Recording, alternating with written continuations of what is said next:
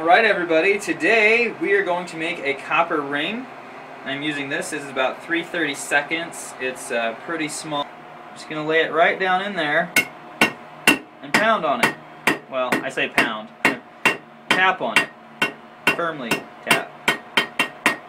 And so I need to work it a little bit further down, so what I'm actually going to do is kind of just bend it a little. And then I can work that without smashing the work I've already done.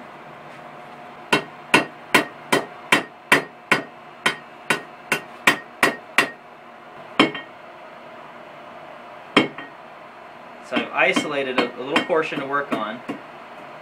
And now, all I'm doing is tapering and rounding and drawing out. So I've tapered it where I want it, and I'm bringing it further up on the anvil so I can draw out some more. I'm at the far side of the anvil now. Careful not to put my hammer over the edge because that'll start cutting that off. Don't want to do that. I'm just using the far side to kind of give me a mark, you know, because that's the part right there that's going to start being real thin for our scroll. It looks like we are ready to put this on the ring mandrel and make our scroll. I'm going to grab it with the tongs, bend it around.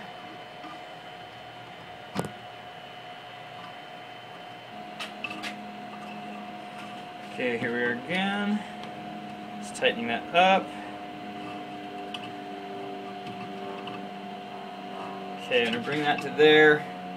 I'm going to bend this piece up like that.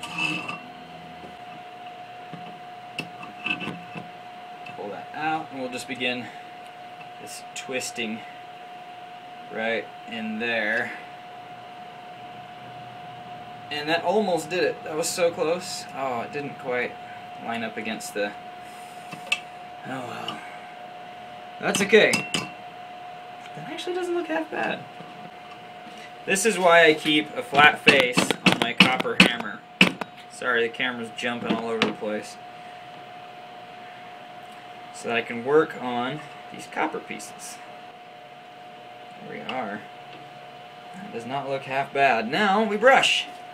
Now I just like to use a steel brush, a handheld, but I like my pieces to look more handmade and more antique. Thanks for watching everybody. There's your copper ring, and be sure to subscribe.